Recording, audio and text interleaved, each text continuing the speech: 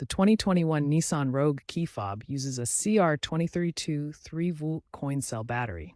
When your key fob shows symptoms like intermittent locking or unlocking or reduced operating range, it's time for a battery replacement. The CR2032 is a 3-volt lithium coin cell battery with a diameter of 20 millimeters and height of 3.2 millimeters. It typically lasts 1 to 3 years depending on usage. You'll need a small flathead screwdriver or a coin to pry open the case, a new CR2032 battery, and optionally a multimeter to test the old battery voltage.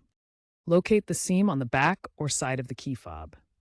Gently pry it open using a small flathead screwdriver or a coin, being careful not to scratch the plastic case.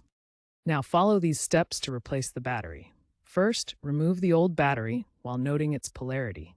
The positive side should be facing up. Second, insert the new CR232 battery with the correct orientation, matching the polarity. Third, snap the case back together securely to ensure it closes properly. Finally, test the key fob by locking and unlocking your vehicle to confirm it works properly.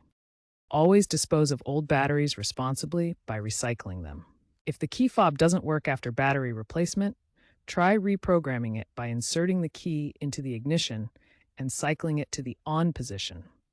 Then pressing the lock button. Consider using rechargeable CR2032 batteries for sustainability. Looking ahead, key fob technology is trending towards smartphone integration and energy-efficient designs. Expect future key fobs to incorporate Bluetooth Low Energy, BLE, or biometric keys, potentially eliminating the need for coin cell batteries altogether. Regularly check online for firmware updates that can improve battery efficiency.